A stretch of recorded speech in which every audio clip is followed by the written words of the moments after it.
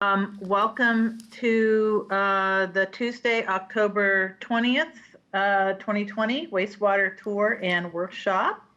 Due to COVID-19 and in accordance with the latest Alameda County Health Order and with the Governor's Executive Order N2920 that suspends portions of the Brown Act, this meeting will be conducted remotely. In compliance with those orders, a physical location is not provided for this meeting, and these measures will only be applied during the period in which state or local public health officials have imposed or recommended social distancing.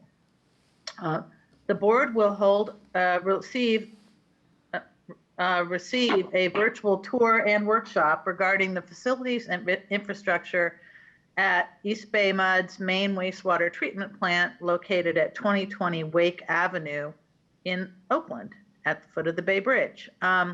All today's directors are participating via Zoom. Madam Secretary, would you please do a roll call? Directors Coleman. Director Katz. Present. Director Lenny. Here. Director McIntosh. Director Mellon. Present. Director Patterson. President Young. I am here. Okay, we'll move on to pre-workshop public comment. If members of the public wish to speak under public comment, please use the raise your hand feature at the bottom of your Zoom, in your Zoom screen. Comments on non-agenda items will be heard at the beginning of the meeting. Comments on the tour and workshop will be heard at the end of the presentation. When prompted by the secretary, please state your name, affiliation if applicable, and your topic.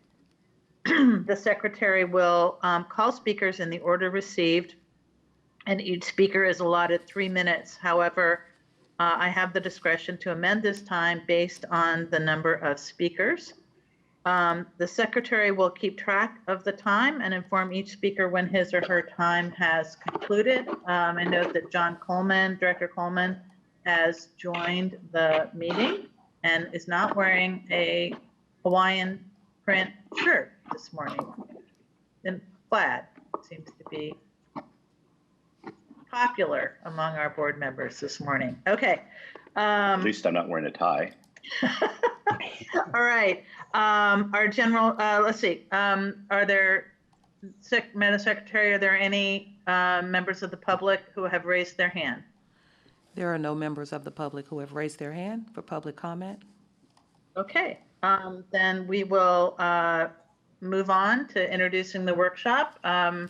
Clifford, if you would be so kind as to kick us off. Thank you, President Young, and good morning, board members.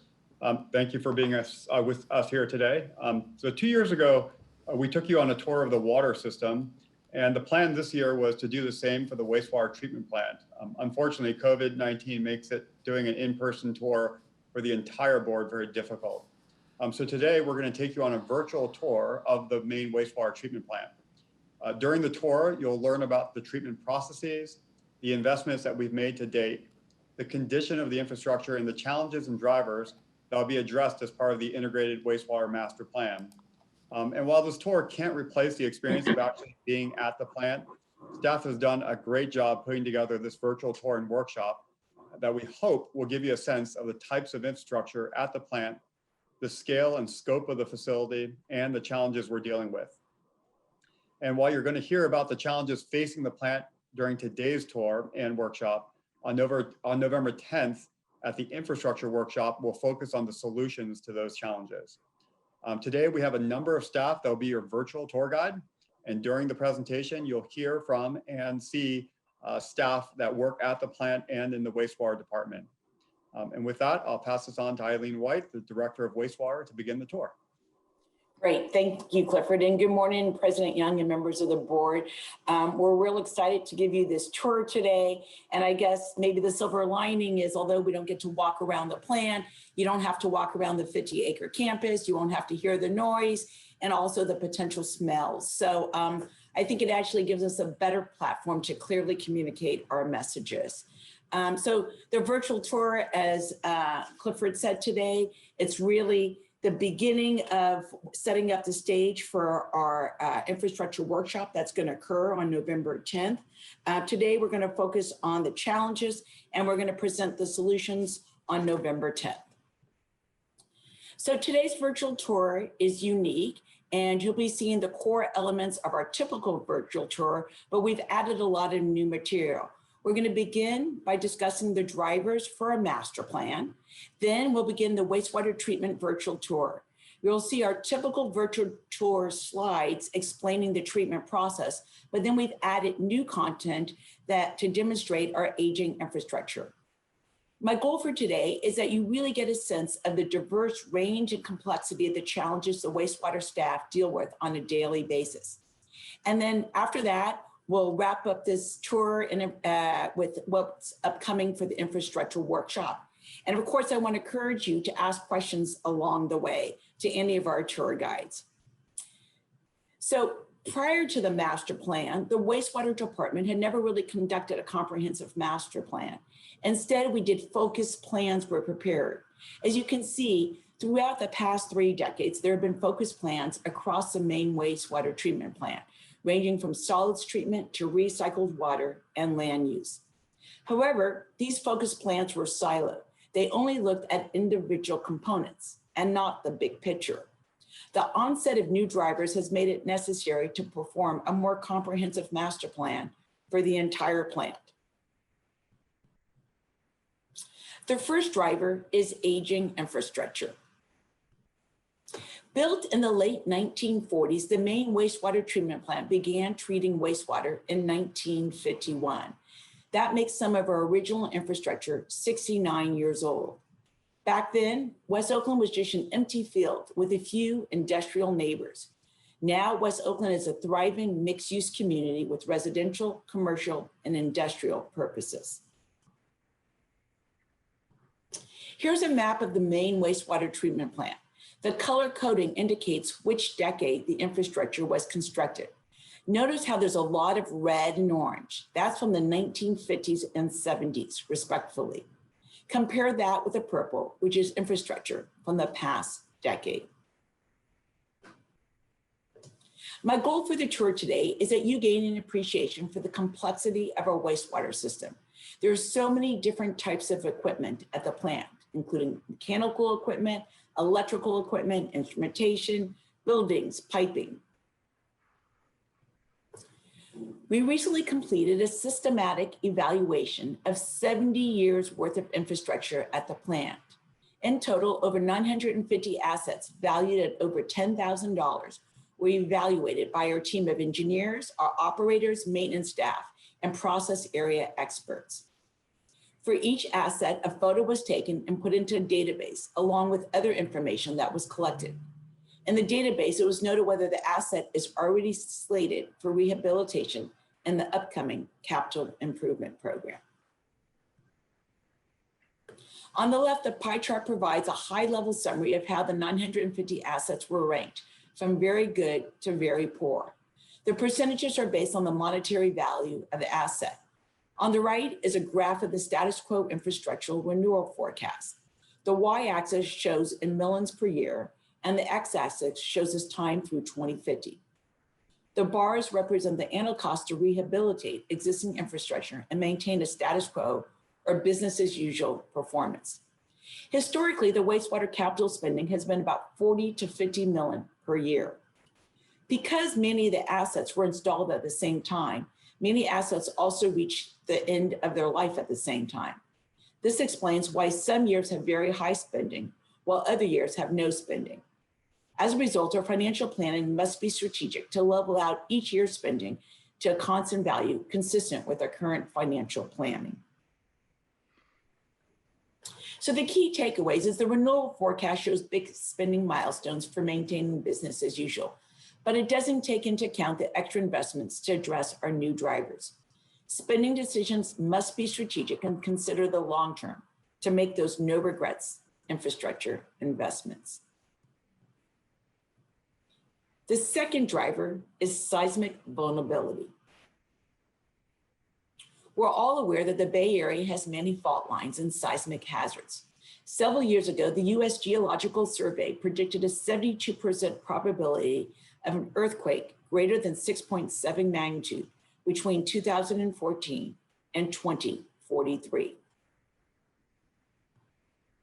We have been performing a seismic assessment of approximately 80 facilities at our main wastewater treatment plant.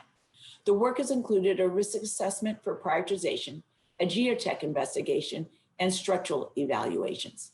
The seismic study is on track to reach completion by the end of this year. The geotech investigation was critical for identifying large knowledge gaps about our soil conditions. And I want to remind you that the board adopted an extensive water system seismic improvement program in November of 1994, and that was executed over the following decade. We've never done a comprehensive seismic program for the wastewater system, so that's why we're doing this evaluation now. So on average, if you were walking around the main wastewater treatment plant today, you'd be walking around on top of 10 feet of fill. And under that, there's 12 feet of young bay mud. And beneath that are the base layers. This means that all structures need their support to extend beyond the 22 feet. As we all know, 10 feet of fill, that's going to liquefy potentially if they don't have the structure supported below the fill in the bay mud in an earthquake. So the team has used a risk-based approach to prioritize which facilities were the most critical to further evaluation.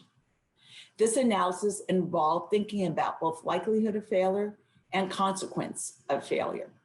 Ideally, you want to be in the green zone near the bottom left of the graph. In contrast, you don't want to be in the red zone at the top right. This graphic is conceptual, so it doesn't show our actual data as we're working through the final numbers. But our number one priority as we've been doing this seismic analysis is life safety. And here's a map just showing the seismic risk of our facilities. The color legend at the bottom left corner identifies the risk level, and the yellow stars indicate buildings that staff work in. Basically, the seismic risk varies throughout the main wastewater treatment plant, depending on the soil conditions, depending on when the building was built, and how far down the structural support goes. The third driver is new, and that's meeting increasingly more stringent regulations. We talked about this timeline before of our expected regulations through 2039. And really, we have our MPDS permit that just got renewed in May of last year. We've got our consent decree. We've got increasingly more stringent air regulations, increasingly more stringent biosolids regulation with the adoption of SB 1383, which requires 75% of organics to be diverted out of landfills by 2025. And then, of course, we got more stringent water regulations, in particular focused on nutrients. So really the key takeaway is there are many emerging regulations for the wastewater industry that will require major investments in the upcoming years. And the fourth driver is climate change. This year, as we all know, the San Francisco Bay Area has been hotter than ever before. We broke temperature records in February, then again in August, and then again in September.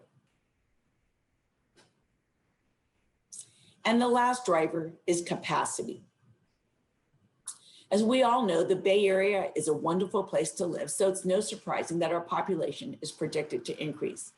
In the wastewater service area, our population is projected to grow from about 700,000 today to 1.1 million by 2050. As the population increases, that's more people flushing the toilet every day, which means that's more nutrients making it to our wastewater plant, which means that's more greenhouse gas emissions generated to treat the wastewater. So these four drivers aren't the only things for us to consider. In addition, we have all these other competing priorities. Using an ocean imagery as our analogy, you can see that we're figuratively on a boat, charting our course through the Golden Gate Bridge. And there are a number of obstacles in our path, the air, along the surface of the water, and underneath the surface as well. We're looking forward to taking you on this tour today And when we come back on November 10th, we're going to talk about how we've taken these challenges and turned them into opportunities with our master plan. Now that I've provided this background, I'd like to introduce our 3 tour guides today. We have Matt Heff, who's a senior engineer in the wastewater planning group, who's been leading the wastewater master plan. We have Yoon Chang, who was leading the wastewater master plan until she was recently promoted to the manager of the lab. And then we've got James Hank, who has been leading the wastewater master plan with Matt, and he's also a tour guide for today and on many of the virtual tours that we have been providing since the pandemic has begun. So without further ado, I'd like to turn it over to James, who's going to begin our tour today. Yes. Hey. Yes, go ahead. Yeah, let me actually start, Frank, if I can. So we are going to take questions from board members during the presentation as it goes. And I see Director Patterson has joined us. Do you want us to use the raise hand feature, or should we just, wave and pipe up, or what's going to work best for you? You can easily just pipe up. I think it's easy. Our team, the tour guides, are used to people just piping up, so you can just talk. And I think since we have so many slides, we don't want you to wait. We want you to just ask your questions as we go. Okay. Works for All you. right. Frank? Very briefly, I didn't see pharmaceuticals in your list of stuff there, and I'm trusting you will talk about it. We'll be talking about it. Thank you. Thank you. Okay, take it away. All right, thanks, Eileen. So my name is James, and I'm going to be taking us through the first portion of our virtual tour.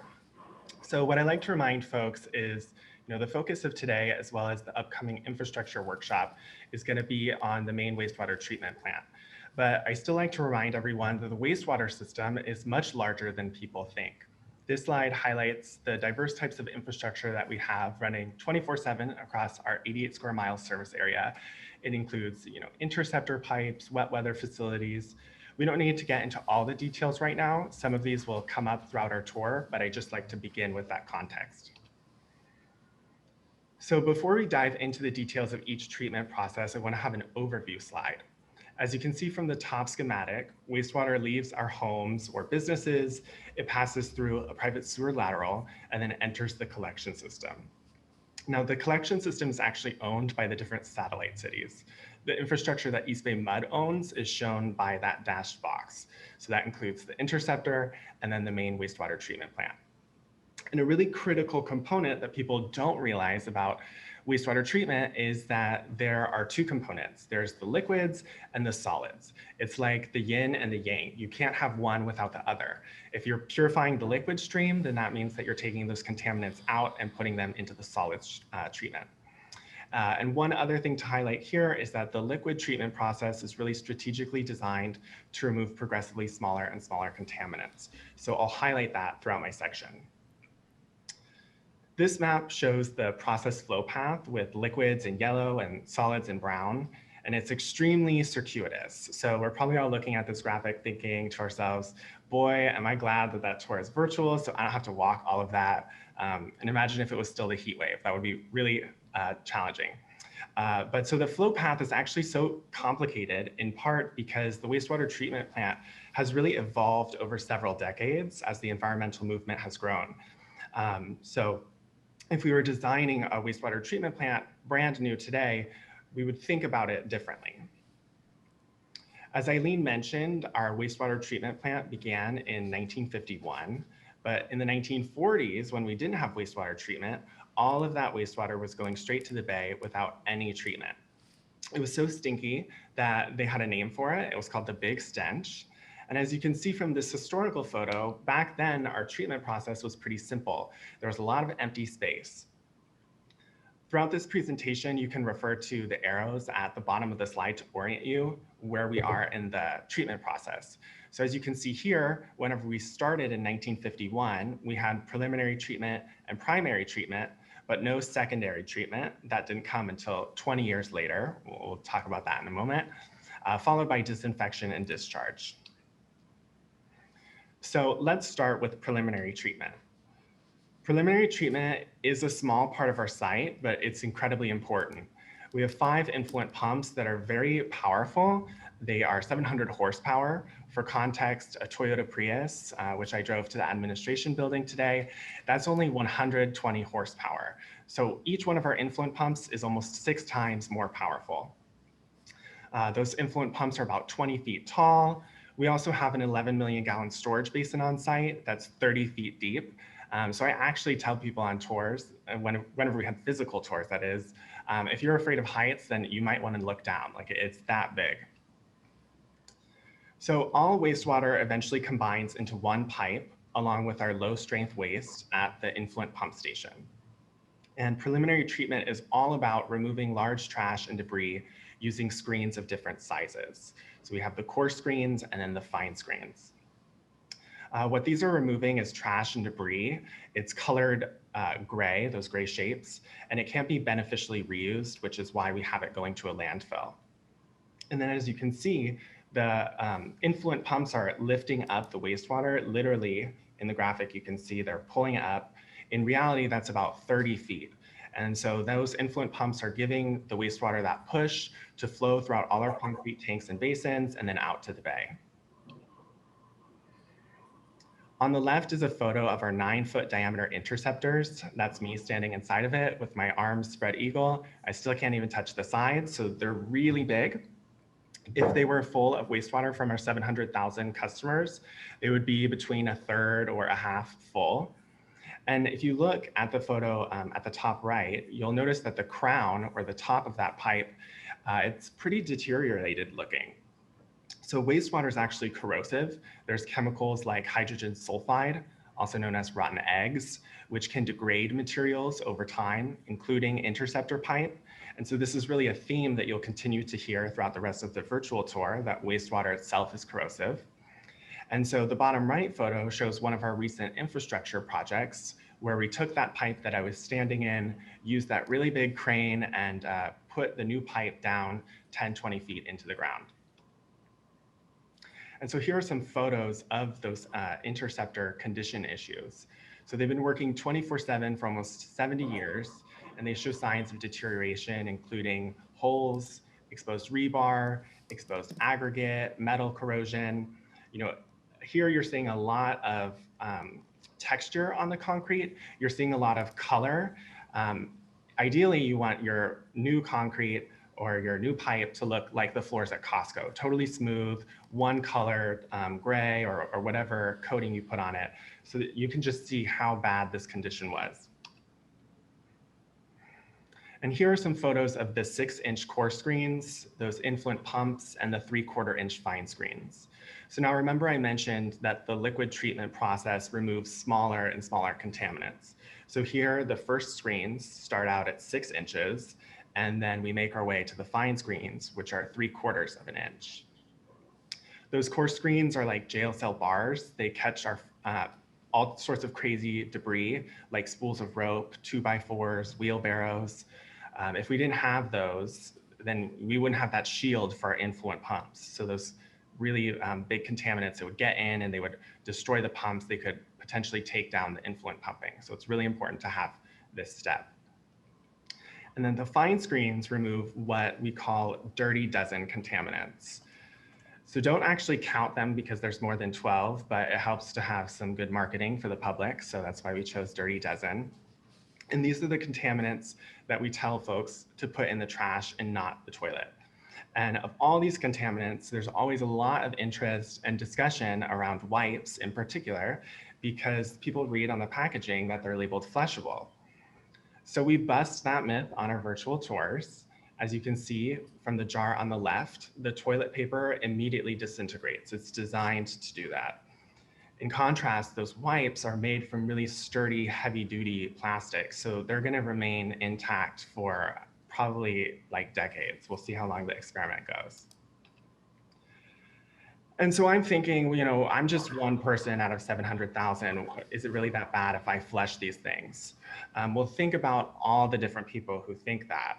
So this is what happens whenever too many people are flushing those dirty dozen contaminants. What you're seeing here is the back of our fine screens. what's supposed to happen is that the trash will fall onto this conveyor belt here, and then it's taken automatically to a dumpster. But what's happened is that we've had so many contaminants come in at one time that it's totally overloaded the system. And now an operator has to physically remove that clog. Of course, they're going to wear PPE, but imagine if there's a needle buried in there. You know, it's a serious safety risk. And so this is our first spotlight slide. So if you were doing a physical tour, then at each station, we would have different folks there ready to talk to you about the challenges they face, the role that they play within the department. But obviously today we can only have a limited number of speakers. So we still wanted to recreate it to some effect. And Rochelle is actually one of our operators stationed at the influent pump station. And she has really crazy stories about the different contaminants that get stuck on those core screens. One time she even saw a live snake.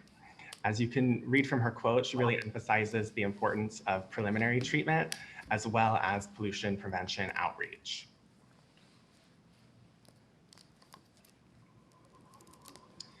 So I understand that the wipes were much higher, that the other debris got much higher at the beginning of shelter in place. Has it gone back down towards baseline, or are we still seeing elevated levels of improperly flushed, allegedly flushable wipes that are really not? My understanding is that that was mainly at the beginning of the pandemic. Once all that toilet paper sold out, then people sort of switched to wipes. And it was really more the collection system that was having those issues, since those pipes are small, like on the order of 1 foot, versus our interceptors are much larger. But Eileen, I don't know if you've heard anything about this. Yeah, and talking to the operators, and that's a really good question, Director Katz, is that we're kind of back down to baseline now. As James said early on, I think people, they couldn't get toilet paper. Now that people can get toilet paper and the flushable wipes, we're back to baseline now.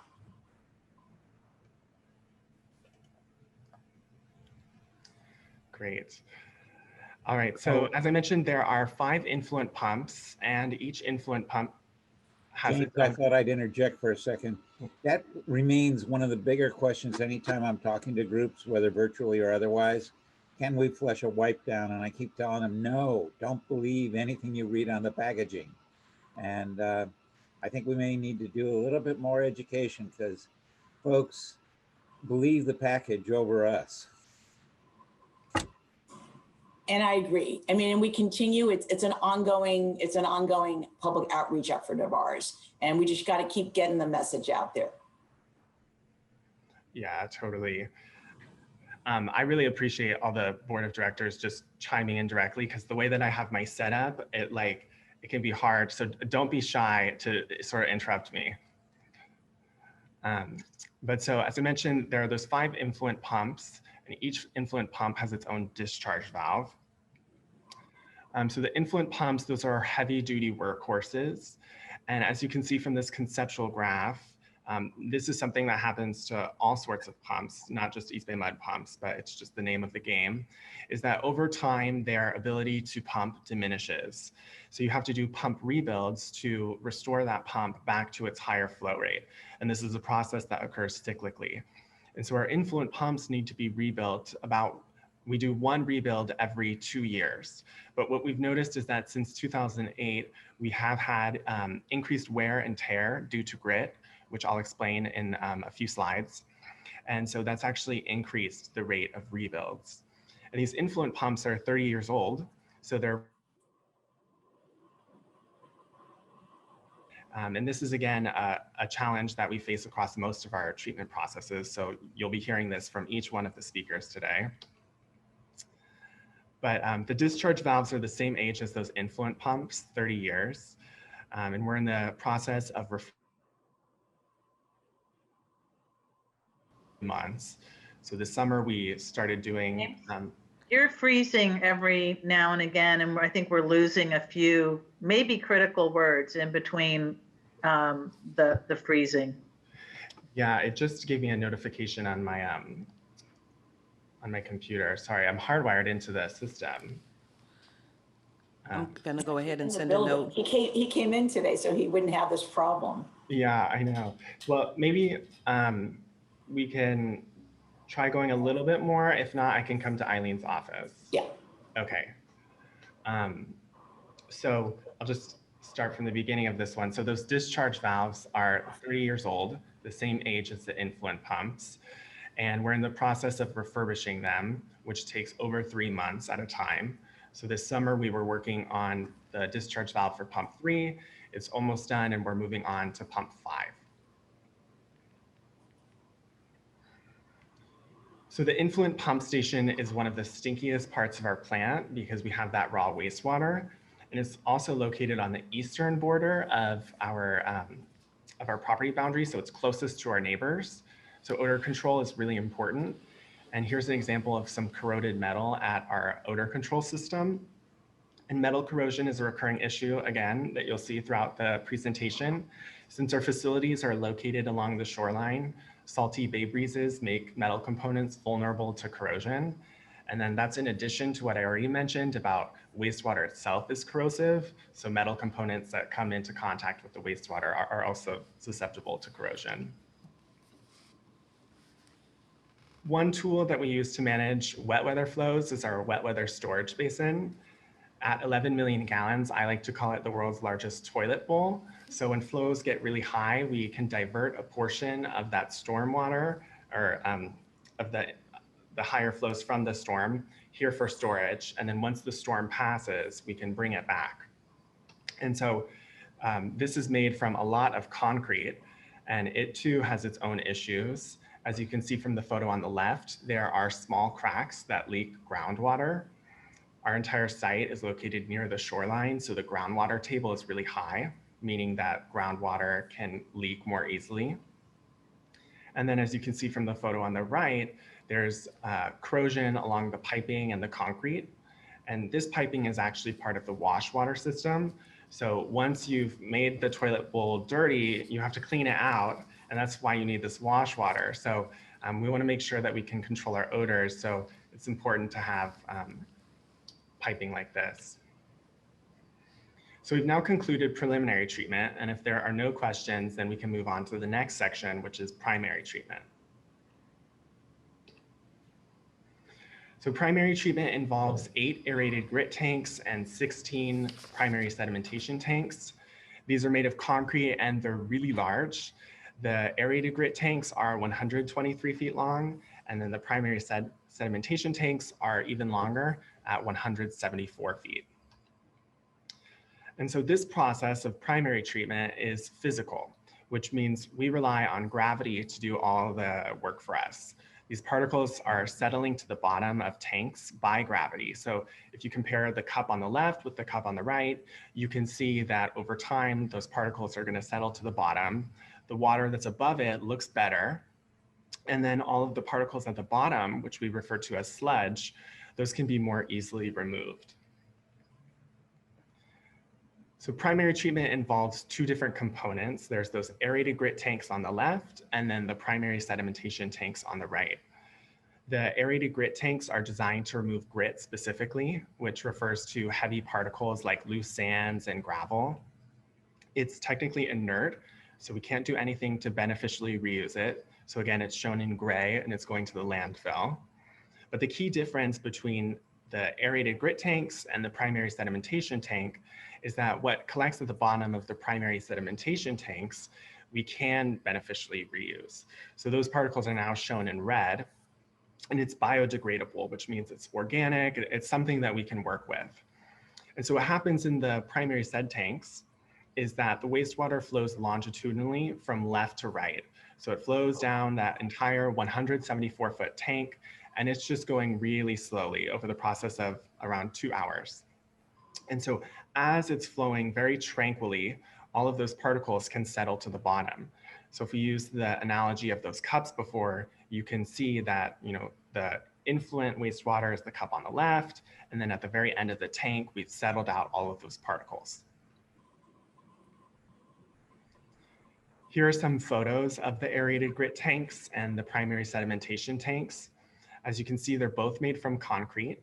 And in the case of the aerated grit tanks, it's actually empty, so you can see how deep it is.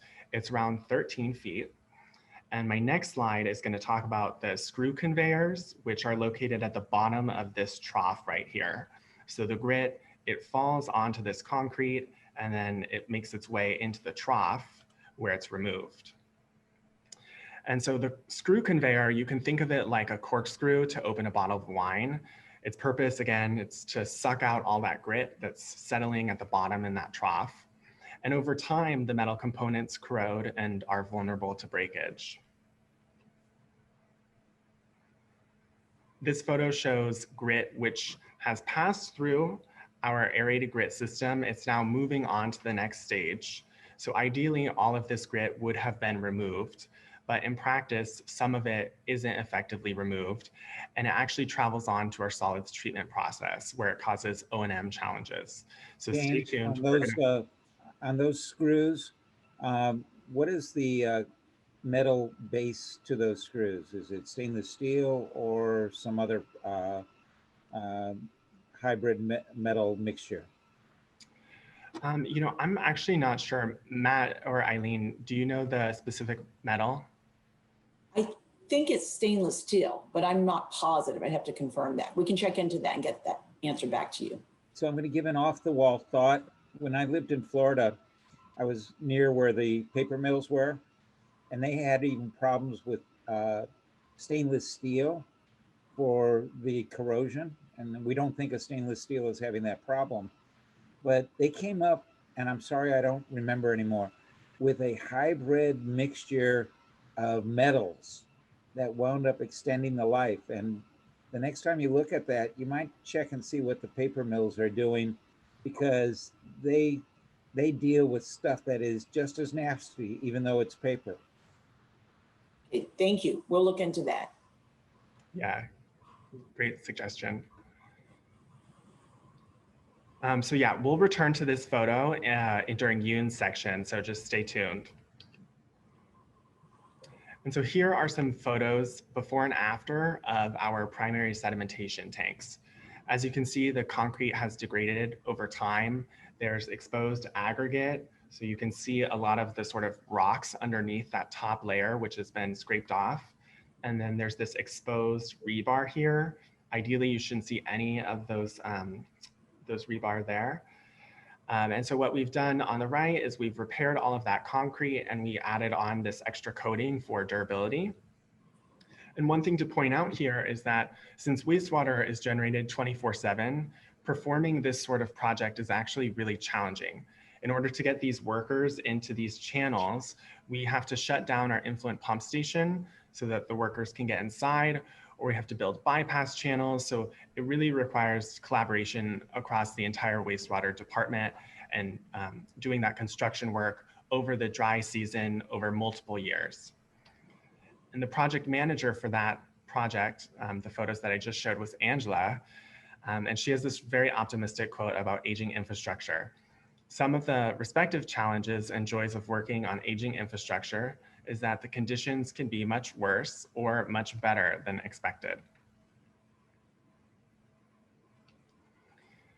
So if there are no questions on primary treatment, then I'll pass it on to our next speaker, Matt Heft, who will talk about secondary treatment. Thank you, James. Hi, everyone. I'm Matt Heft. So implementing primary treatment that James just walked through was a big improvement over the previous status quo of discharging sewage directly, but it didn't fully solve the water quality problems in the bay. And as population grew after World War II, there was more and more wastewater being discharged. In the 1960s, this wastewater frequently would lead to depleted oxygen levels in the water, which would cause fish to die. These events were referred to as fish kills, and a map on the left here shows some places around the bay where that happened. This was not just happening in the bay, but all around the country. And as a result, in 1972, the federal government issued the Clean Water Act, which required all treatment plants to add biological treatment, which we refer to as secondary treatment. And you can see from the photo on the right, all the additional tanks and equipment being constructed during this time.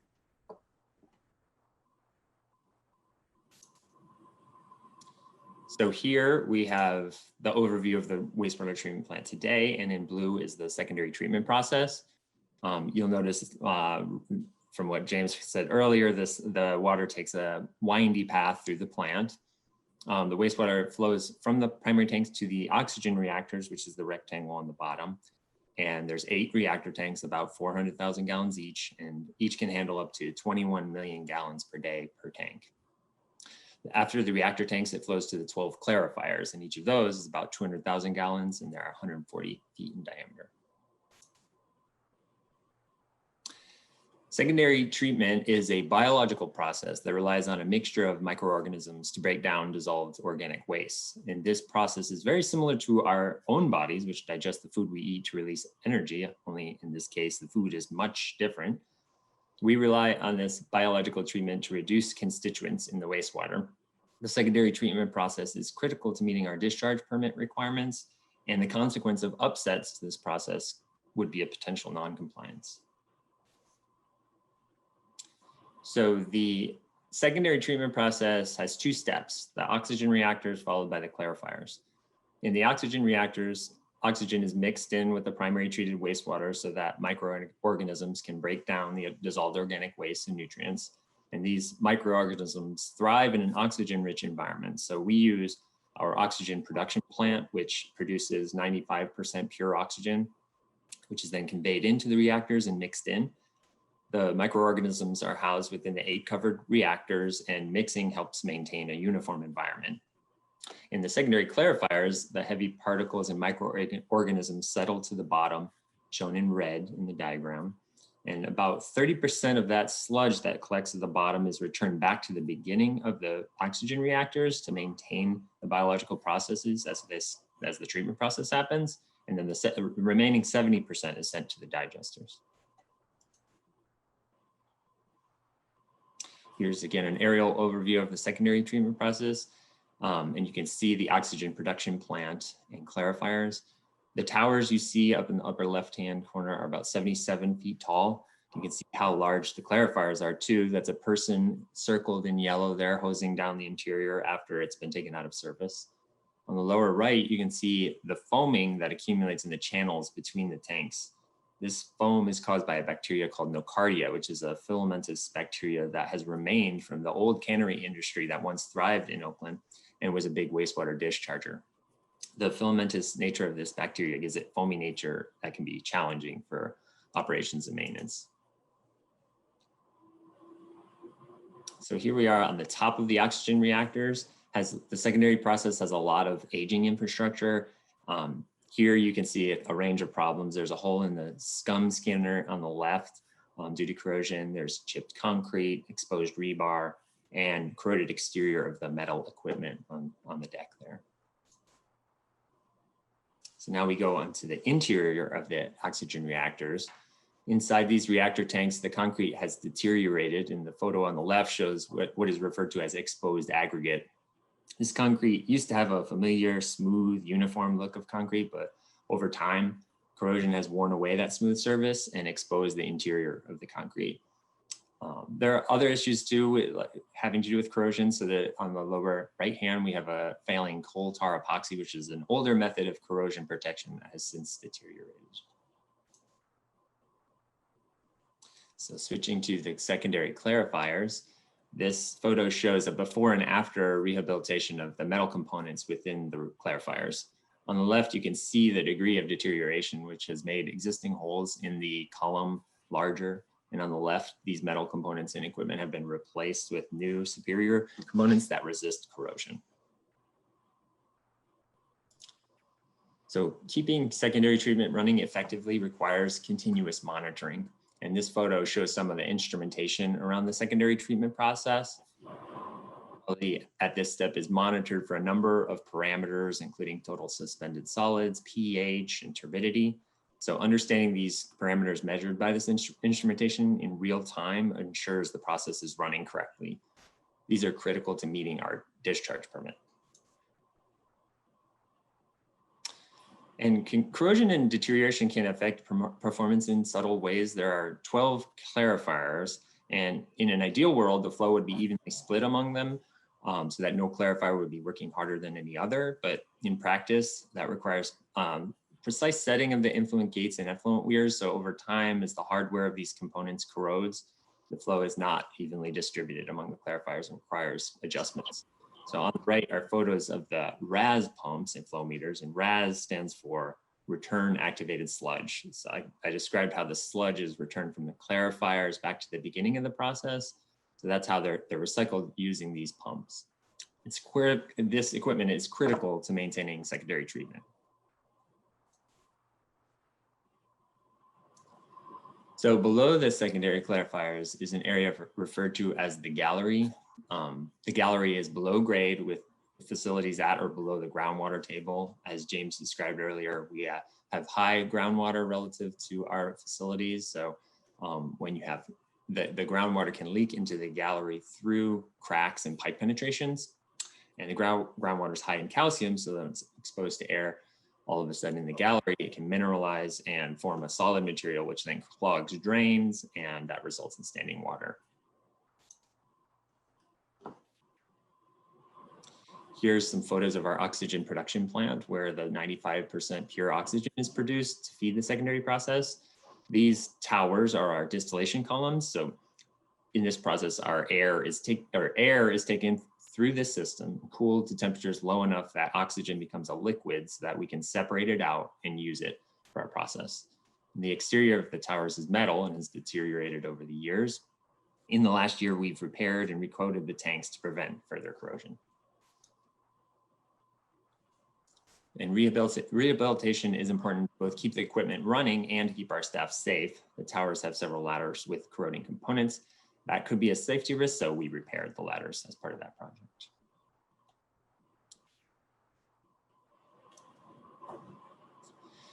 So even with rehabilitation of the distillation towers and other large equipment, the oxygen production plant needs modernization. The plant uses obsolete technology from the 1970s and requires a stockpile of replacement parts that are increasingly hard to find. We are beginning a project to upgrade this system to improve reliability and make it easier to train new staff on how to operate the system. Delivering oxygen to the oxygen reactors is critical for the secondary treatment process. If we lost oxygen, then we'd be at risk of not meeting our discharge permit. So Charles, an electrical technician at our plant, knows firsthand the problems we have and challenges at the oxygen production plant. As he points out in this quote, new equipment is necessary for many reasons, including risk of obsolescence, easier maintenance, and better knowledge transfer to new employees, as well as security upgrades as we anticipate future vulnerabilities. So that covers our secondary treatment process, but we have one more step before we can return the treated wastewater to the bay, and that's disinfecting the treated wastewater to eliminate any pathogens, and then dechlorinating that to protect the environment from the disinfectant. In this diagram, we're showing the outfall pipe that stretches from the main wastewater treatment plant parallel to I-80 and the Bay Bridge out to the bay. The pipe is approximately 3 miles long from start to finish. So after secondary treatment, wastewater is disinfected with hypochlorite, which is similar to household bleach, but stronger. And disinfection occurs inside the outfall as the wastewater flows to the edge of the shoreline. The hypochlorite that we use to disinfect germs must be removed before we discharge to the bay because it can harm wildlife in the natural ecosystem. So we dechlorinate the disinfected wastewater right before the outfall goes underwater into the bay. And then the disinfected wastewater is discharged about 1.2 miles from the shoreline at a depth of 50 feet. So the water quality of our treated wastewater is regulated by a National Pollutant Discharge Elimination System, or NPDES permit. The regulated constituents are sampled before the treated wastewater is discharged, and we are proud to say that the wastewater department has a 20-year compliance record with this permit. So the hypochlorite we use is the same bleach you buy in the store, just more concentrated. And it's a strong oxidizer, which means that even a small leak can lead to corroded equipment, as you can see in that upper left hand. The hypochlorite is stored in tanks, and because it's so concentrated, these tanks require interior and exterior repair routinely. And this area is also vulnerable to the same issues we've seen elsewhere in the plants, like cracked concrete or broken pipes. So dechlorination occurs right at the edge of the shoreline here, outlined in yellow. The photo on the top left shows a building called the outfall transition structure, which is the last building where we sample the wastewater to ensure that all the chlorine has been removed. And here's a contrasting photo from when it was being built in 1950 to today. So when these facilities were originally constructed in 1950, like we mentioned earlier, there wasn't much else out here. But now there are many other stakeholders that we work with in this area: Caltrans, East Bay Regional Parks District, and BCDC. And a new regional shoreline park has just opened in the area around this dechlorination facility. So that means more members of the public will be visiting this area moving forward. So helping us deal with some of those issues, here is Kiana from our real estate section. So we work with her closely to navigate some of the challenges involving property rights and that type of thing in this area. And the wastewater department generally works collaboratively and cross-functionally with other departments to make sure we can meet our requirements. And so naturally, being so close to the shore, sea level rise and climate change is of concern to us as for these facilities. And so the dechlorination facility is one that we are watching as global sea levels rise due to climate change. So here we've got 4 progressively worse scenarios for sea level rise in this area, with projections for 2050 with a 12-inch rise in sea level and beyond. In the last year, the wastewater department developed a climate change monitoring and response plan. We shared it with the regional board, who loved to see we were being proactive about sea level rise, and they're now requiring other treatment plants in the Bay Area to develop sea level rise plans as part of their discharge permits. So, and sea level rise, of course, is a regional issue that requires collaboration. We don't own the land that these facilities sit on, and therefore we need to work collaboratively to develop win-win solutions with other agencies, and we're actively participating in this regional dialogue, including looking for opportunities for nature-based solutions. And with that, that's the end of the disinfection and dechlorination section. I'll toss it over to Yoon to talk about solids treatment.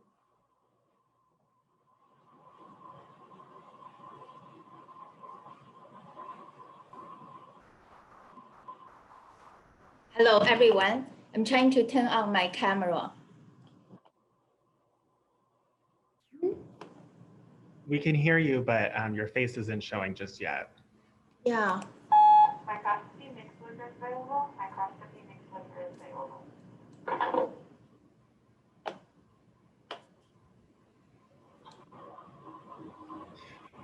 Well, while Yoon figures that out, does the board have any questions? It's a great time to pause since we just finished the liquid treatment. So we've completed the water cycle, sent the wastewater back to nature, but we can't lose sight of that other component, the solids treatment.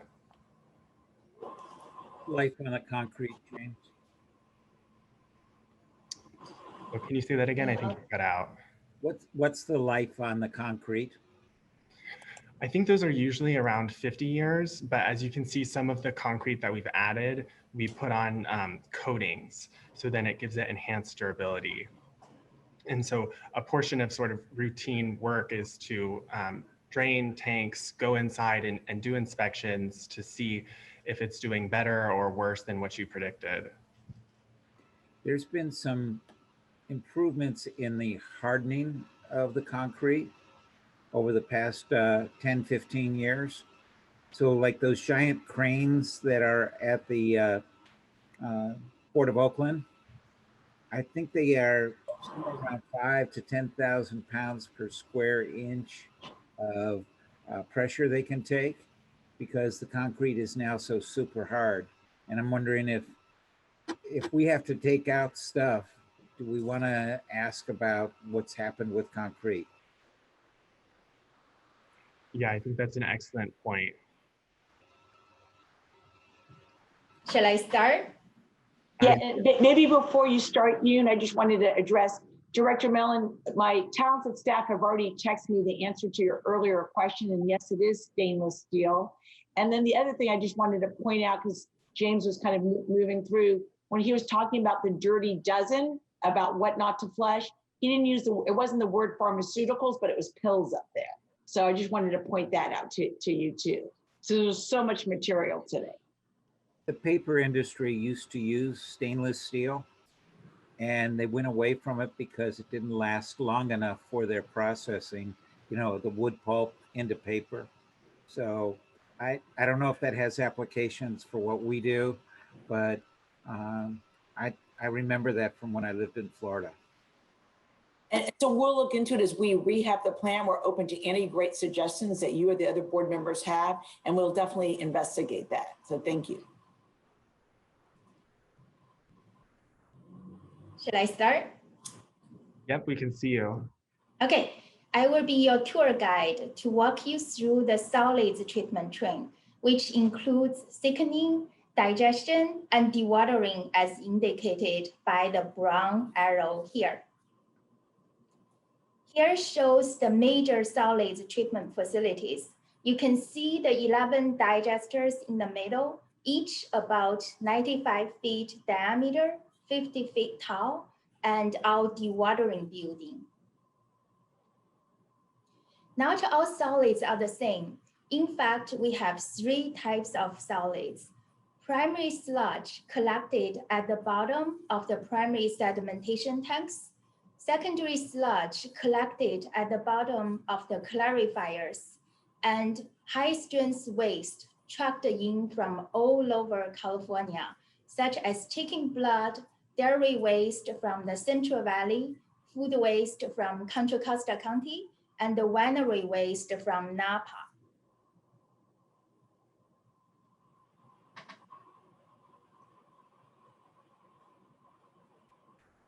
So R2 has many benefits, but it comes at a cost.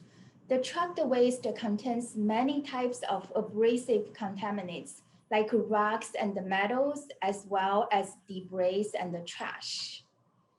Our infrastructure experiences daily wear and tear due to these abrasive contaminants. As you can see here, on the left, the concrete is damaged inside of an underground food waste receiving tank. On the right, the concrete has been repaired, smoothed over, and coated for extra protection. R2 impacts the wastewater treatment process in many ways, both good and bad. As you can see from the schematic, R2 is the common link between nutrients, biosolids, and the biogas. As you increase R2, then biogas will go up, but so as nutrients and biosolids.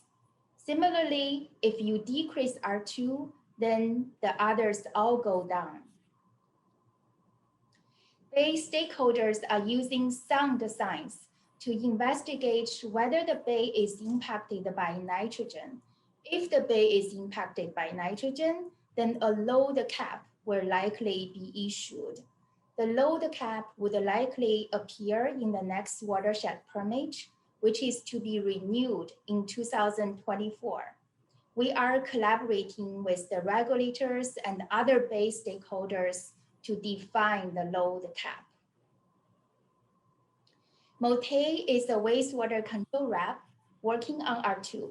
He says the R2 program was born out of creativity to better utilize existing infrastructure. While it has been very successful, more creative thinking will be needed to push the program forward into the future. Yoon, I think that you missed a slide. Can you explain how R2 relates to the nutrients in the effluent wastewater?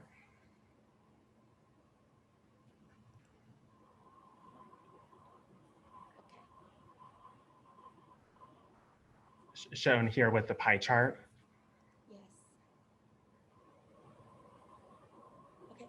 So East Bay Mud contributes to the most nitrogen to the bay of all the POTWs collectively in the Bay Area, and about 20% of the nitrogen in our effluent discharge to the bay is from the resource recovery program.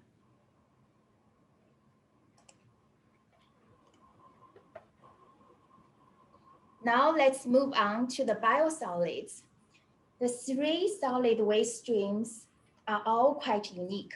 By blending them in the blend tank, we can help make sure that the process is more uniform. The waste then enters our anaerobic digesters. In this process, the solids waste are broken down and converted into biogas by microorganisms without any oxygen. The process occurs at high temperatures of 120 degrees Fahrenheit for 20 days, which kills pathogen. You will notice that the solids treatment process is significantly longer than the liquid treatment process, which is complete in about 8 hours. The digested solids are like a slurry with a high water content of over 97%. Water is heavy, so we want to remove it. That's where the centrifuge comes in. They spin the digested solids very fast to remove the water. It's the same concept as a salad spinner to wash your lettuce. The end product of this process is biosolids. The photo on the left shows what the biosolids look like. They are black and squishy. Somehow we call it cake here. The right shows the 3 end uses. 57% to the farms for land application, 36% to landfills for alternative daily cover, and the rest to composting facilities. Biosolids is an area of rapid change for the wastewater industry in California. Senate Bill 1383 is a new regulation targeted at reducing methane emissions from organics in landfills. Biosolids are technically classified as organics. As a result, landfills are being phased out, limiting our options for biosolids outlets.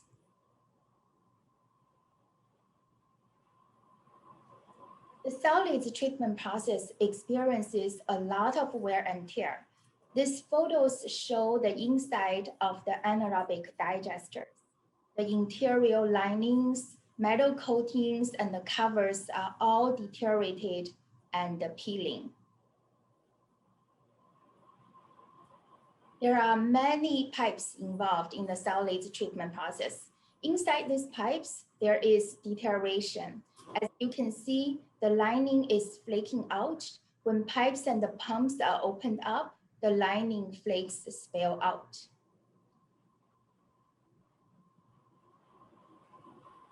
One of the biggest headaches across multiple treatment processes at the plant is struvite. As you can see from the top left photo, struvite is a mineral that's composed of ammonia, magnesium, and phosphate.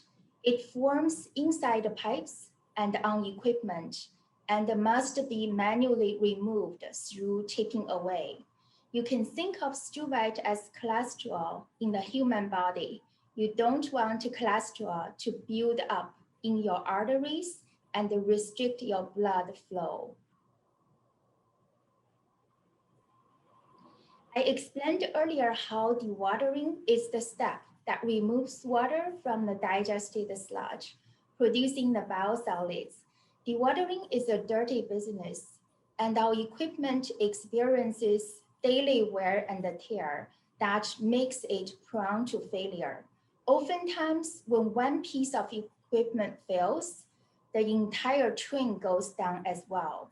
Frequently, multiple trains fail simultaneously, leaving us without standby capacity for emergencies. Maintenance at dewatering is highly disruptive. When something fails, it's all hands on deck. We must drop whatever we're doing to immediately head over there. Juan is part of the O&M team managing dewatering. So why does the response require such urgency? The dewatering building is the bottleneck for the solids treatment system. If a portion of the system shuts down, then the solids begin to back up like a blood clot. Why is dewatering so unreliable? As James explained earlier, Remember these photos of the grate from earlier? Grate that was not removed effectively upstream damages and disrupts dewatering. Currently, action has been taken to mitigate the impact of grate, and the preliminary findings are promising. We began the master plan with dewatering in mind, among other things. We know that there are opportunities to improve dewatering in terms of functionality and reliability. Before we move on to the next section, I would like to point out how dewatering overlaps with nutrients. During dewatering, water is removed from the solids. This generates a concentrated stream referred to as centrate, which is returned to primary treatment. So side stream treatment, which you will hear a lot later on, refers to treating the centrate directly so that the nutrients in the centrate are not cycled back at the plant. Are there any questions on solids treatment trend before I hand over to Matt to continue the tour to the electricity section? Yes, if we could separate commercial food waste or commercial food scraps from the other organics, how much could we reduce our biosolids by diverting more uncontaminated compost? So our food waste, could you repeat the question again? Yes, so it seems to me that we have a long-term disposal issue for biosolids. We're using land application, and that's not sustainable at this rate in the long term. So I'm contemplating how important it is for us to reduce the stream of biosolids. It may be possible that that is beyond the scope of this workshop, which is focused on the physical infrastructure. But one aspect of the physical infrastructure might be, as we've considered in the past, dedicating a digester for a separate stream of food compost. If that's part of this workshop, that's great. If not, we can. It would be wonderful to consider that at the next workshop. And Director Katz, yeah, that's going to be addressed at the November 10th workshop. We're going to be discussing at the November 10th workshop the long-term plan for R2 and how does that fit with the district trying to reduce its greenhouse gas emissions goal and also reducing our costs. We've seen chemicals increase over 30% over the last year. Biosolids costs continue to increase. We've seen energy costs decrease. And then there's the trucked waste that increases our process emissions and our greenhouse gas emissions. So that's all going to be discussed at the November 10th workshop, if we can wait till then. Yes. Great, thank you. Thank you. So this is John. I just wanted to do a quick follow-up to Andy's question on that. State on November 10th, are we going to be looking at the economics and potential growth of the R2 program for the future? Yes, so we will. That's definitely part of the picture. I don't want to steal the thunder. Okay, thank you. But yeah, what we've and just kind of summarize and set the stage is that we, when the R2 program was Got it. in 2000. Wait till November 10th. Yeah. Okay. Got it. Thank you. Okay, thank you, Yin. And I will talk about electricity production. So as Yoon described, our anaerobic digesters have microorganisms that break down the solid waste and generate biogas. And the biogas is, of course, energy rich. So we use that to produce electricity using the turbine and the engines. And as most of you well know, we produce enough electricity to meet more than the average demand for the main wastewater treatment plant. But with that benefit comes some challenges, and our power plant supervisor, Abe, knows them firsthand. So as he points out, the power generation station, BGS, is very complex in terms of mechanical and electrical equipment. In other areas of the plants, when equipment fails, it doesn't necessarily trigger an emergency response, but at PGS, failures require immediate attention. And one example of that was about a year ago when we discovered a leak in one of the biogas pipes that convey biogas to the PGS. The leak took some time to fix, and in the course of the repairs, we found this material inside called pyrophoric iron that had built up, and it actually began smoldering. We thought the smoldering may be a fire, so the fire department was called on site for emergency response, taken care of. But due to this incident, the PGS was down for 8 weeks, meaning we could not produce our own electricity during that entire time and had to purchase power from the grid instead. Here are a few photos of examples of lesser impactful repair issues. So PGS is occasionally having pipes with corroding joints and that type of thing, which we repair as soon as we discover them. So now we'll move on to our electrical infrastructure in general. Sonia here is an associate electrical engineer that knows firsthand the issues with our electrical system. And in this quote, she highlights how replacing aging electrical equipment is an investment in safety and reliability.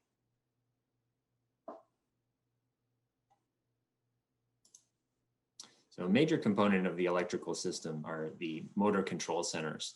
So much of this equipment is from the 1970s, and like other equipment in the plant, they're becoming obsolete. So finding replacement parts is a challenge. And so we are steadily replacing these to modernize our electrical system. Here we have some photos of other components of the electrical system that are becoming obsolete or aging and in need of rehab or upgrades. There's a variety. So our electrical drives, PA system, and our computer components as well. So we've walked through all the process facilities that keep the plant running, but of course our best resources is our fellow staff. And now I'll go through the facilities they work in because these buildings face similar need for rehabilitation. So Eileen highlighted this at the beginning of the presentation, but the wastewater system has many seismic vulnerabilities, and shown here is that same map from earlier, showing the color coding based on risk that would be due to a seismic event. And so pay close to the yellow stars, which represent buildings that are occupied with staff. So since life safety is our #1 priority, these buildings are all prioritized in our capital improvement program. The administration and lab building houses the greatest number of our employees at the plant, and we are working on a project to replace aging HVAC equipment on the roof. As you can see, the HVAC system is composed of many types of equipment, many of which are prone to corrosion, as you can see in the photos. The HVAC systems are not just for keeping staff comfortable, though. At the plant, they play a critical role in our lab, which Irene, one of our laboratory supervisors, explains here. So our HVAC system is critical to maintaining temperature in the lab to an important narrow range of temperature to ensure the results from our lab sampling analysis are correct.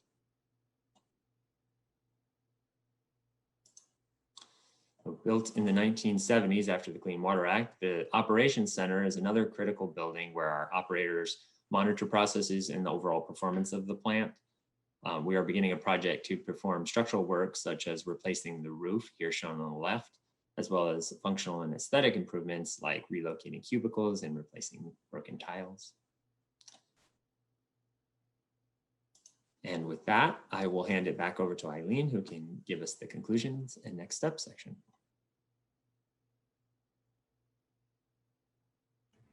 Eileen, you're on mute.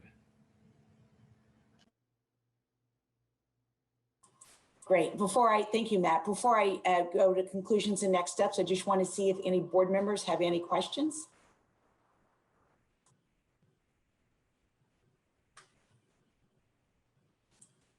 Okay. If no questions, we'll move on to the key takeaways. First, I want to thank you for your patience today. It's a long time to sit in front of the computer and try to digest all this wastewater treatment. So what I want to do is summarize today. If you leave this tour with anything else, here are some of the key takeaways I'd like you to leave the tour with. And the first is that wastewater treatment involves many types of infrastructure. And each type of infrastructure has different needs, was installed at different times. Some was installed originally when the plant was constructed in the late 40s. Some was installed with the Clean Water Act in 1972. They had different vulnerabilities, different consequences of failures, and different life expectancies. And our infrastructure is aging and deteriorating. And while our infrastructure is the oldest it's ever been, we're also treating wastewater from the largest population we've ever had. And we're going to continue to see the population in the East Bay grow over the next several decades. And then we're very fortunate to have a very talented maintenance staff, and repairing our infrastructure will always be a core component to ensuring our 24/7 wastewater treatment. And then finally, there's many competing priorities.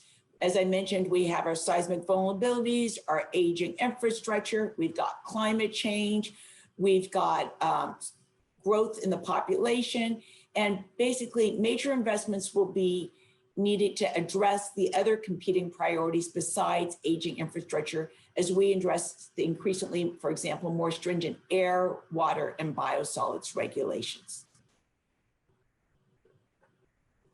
So the master plan is part of our strategic planning. We're looking forward to coming back on November 10th and present to you our master plan, which is critical to ensuring that infrastructure, that investments we make are no regrets as we look at all our different priorities. And at the upcoming infrastructure workshop on November 10th, we'll be discussing the roadmap for the future for the wastewater department. And the roadmap is not as simple and direct as reading a recipe in a cookbook. There are many uncertainties that we are still tracking. So the roadmap is nonlinear, it's phased based on triggers, and it's adaptable for certain uncertainties. But we are using that roadmap to inform our capital improvement investments as we go forward in the future. And on November 10th, we'll also be ready to discuss how our roadmap takes into account all the other factors and more.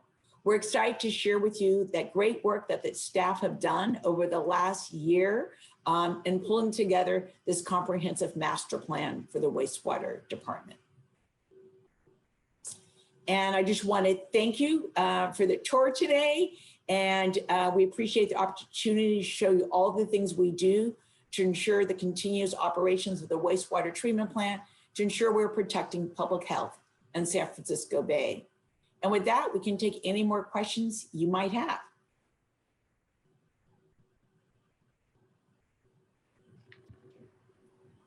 So I have Go ahead, Doug. a question, I guess. You know, looking, it's too bad can't have a on-site tour, and so I don't have a good feel for. I mean, I've been there a lot already, so that's helpful. But I think on a tour like we got today, if it were in person, I'd be looking at it in a different way than I have perhaps in the past. It feels like with a lot of these pictures, fairly alarming. I mean, there's a lot of corrosion. Obviously, it's in a hugely corrosive location, both you know, next to the bay, as well as you know, the process in wastewater is a corrosive type of thing. But looking at it with the pictures that you've shown, it was always nice to see the before and after that the whole place isn't falling apart, that we've been doing ongoing resuscitation, if you will, and rehabilitation.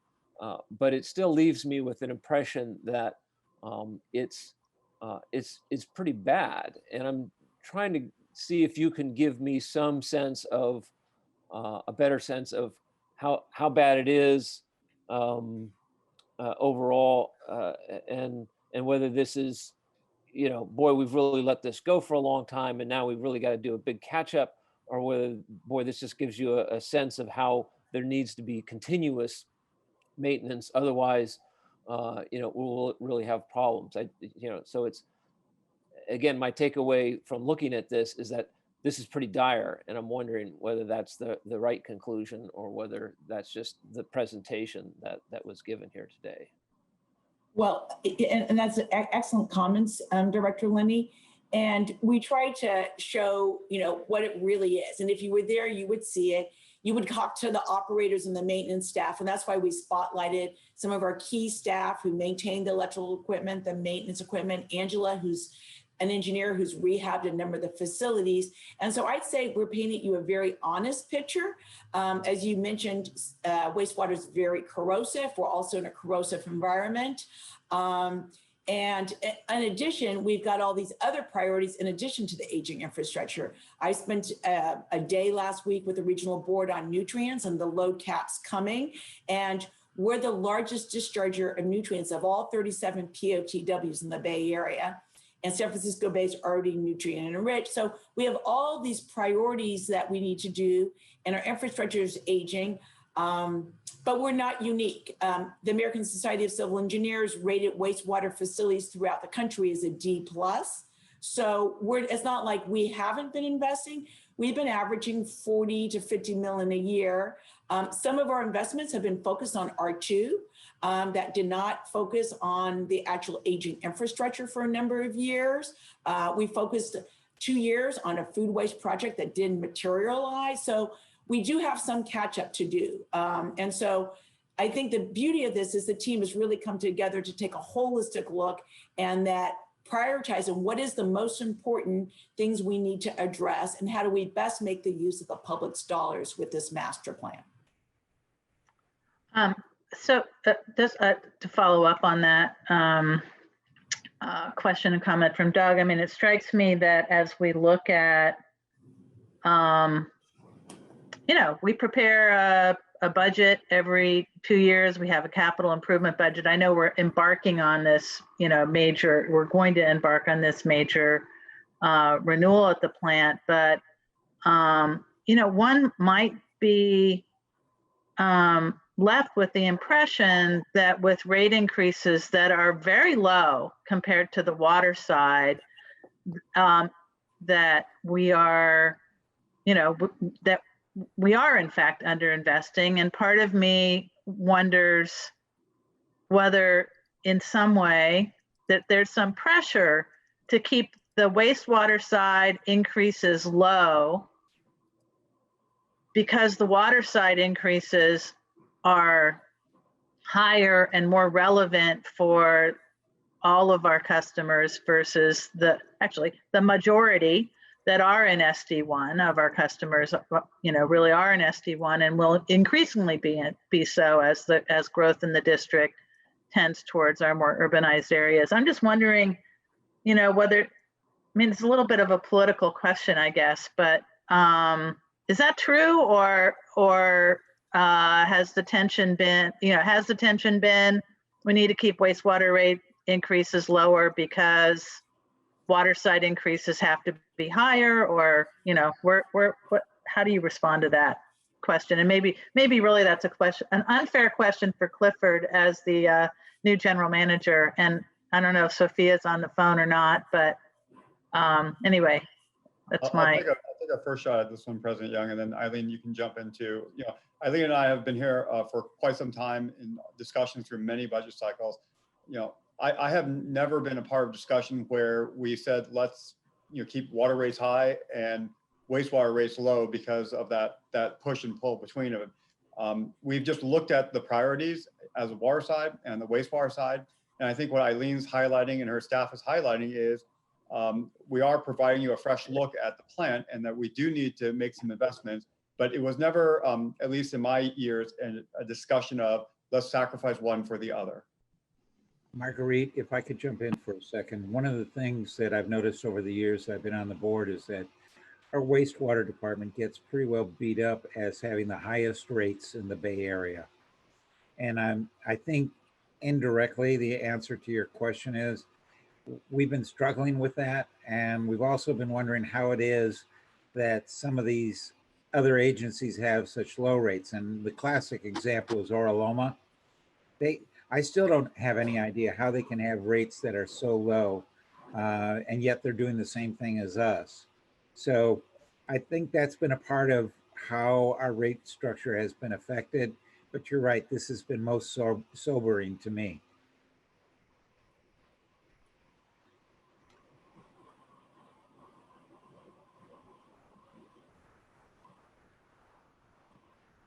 Come on, somebody's got to give a softball here. You can't end on that one. I mean, I'll give an overall comment. I've really appreciated this and had I thought it was a great virtual tour and a great overview preparation for, you know, the next meeting and stuff. I thought, you know, I think I've done at least 2 tours out there before. And you know, obviously when you get to see pictures of before and after and underground in places where we don't get to go, even on the tour, you know, it is a whole new look at the wastewater treatment plant, and you know, excellent job for this tour, really helpful. Marguerite, this is John. I also tee off on Doug's and other comments. I guess what I'd like to see, maybe we need to be a little bit more creative, because we do have huge demands to upgrade the facilities at for the wastewater. Maybe new revenue generation ideas. And I don't know if that means we talk strictly to our staff in-house or bring in somebody from the outside talking with staff to see what creative ideas they may generate that could bring in additional revenue, which would allow us to do the upgrades sooner versus later.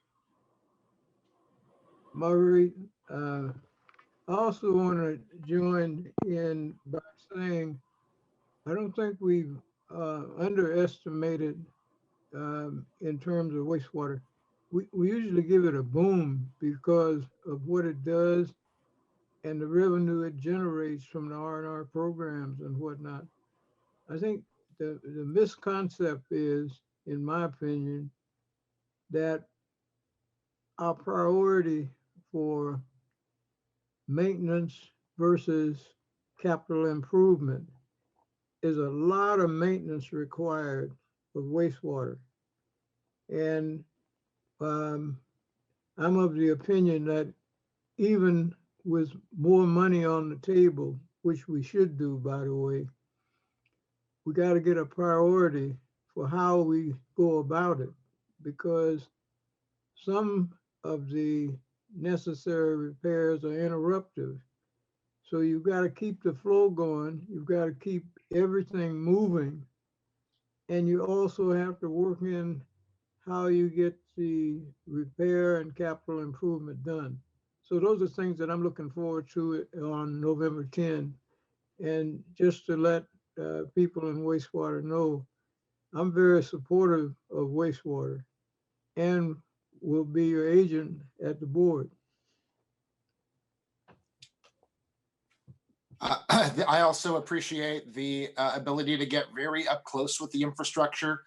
When I've toured the plant a couple times, we were never able to get very close to the granular pieces and parts. So being able to get photos of places that I wouldn't have actually been able to go to helps me appreciate the work that needs to be done going forward.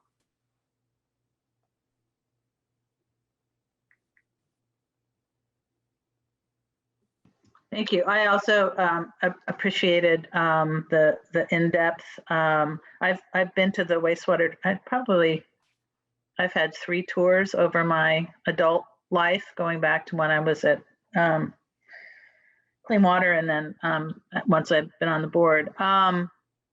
You know, the only suggestion, this is sort of a presentation suggestion, is that I really liked having the testimonials or quotes from the staff.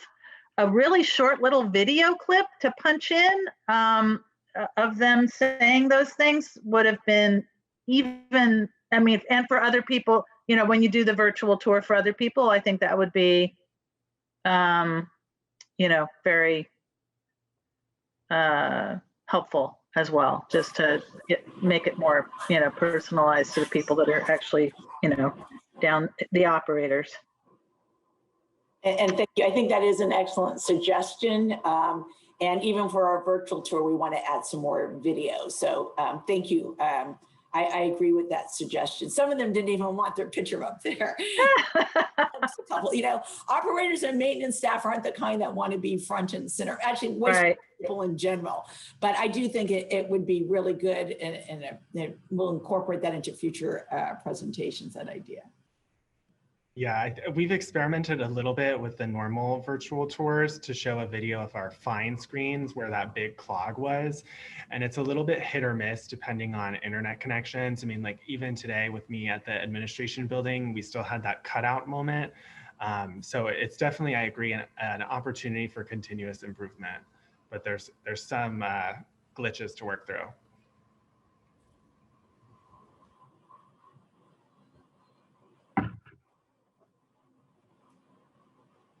Great.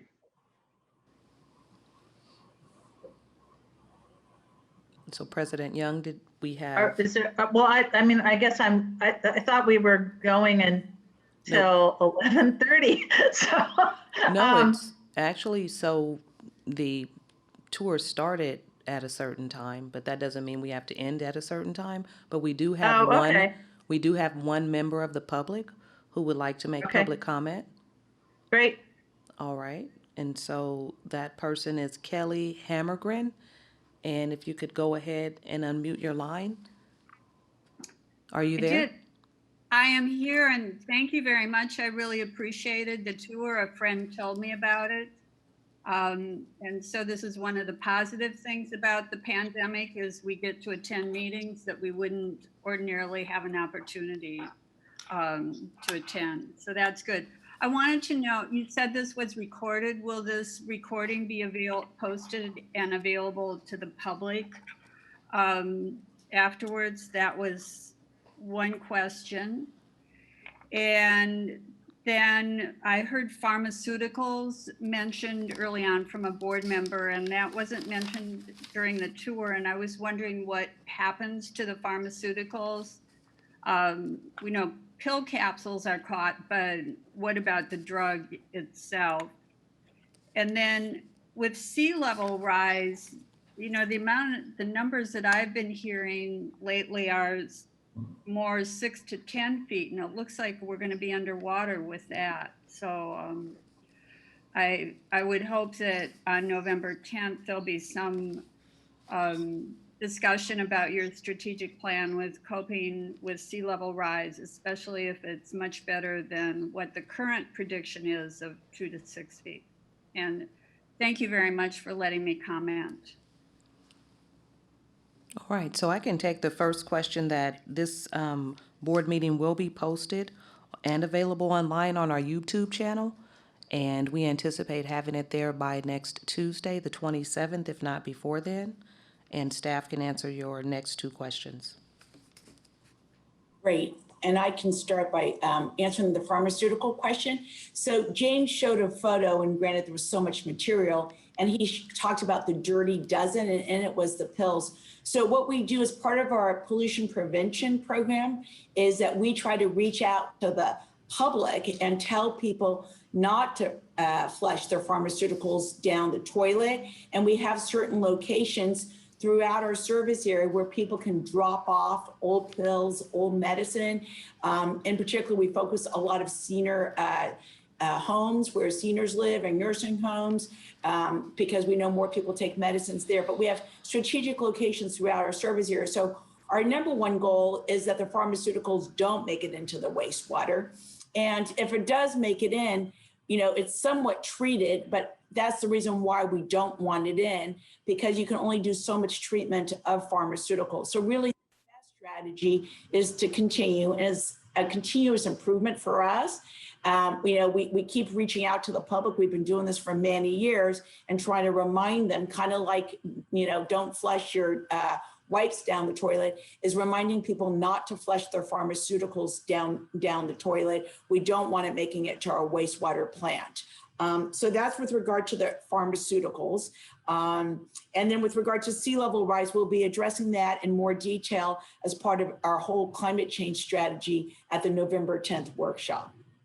And that will also be recorded. And Risha, you can correct me if I'm not correct, but I believe it's going to be recorded for those who can't make it. You are correct.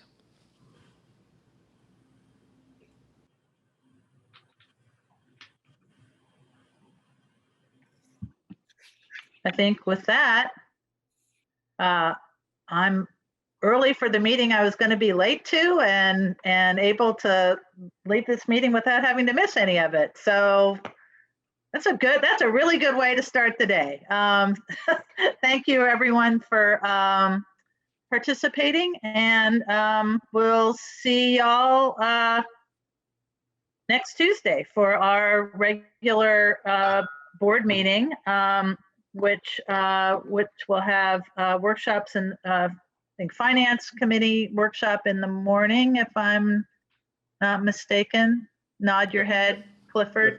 And sustainable.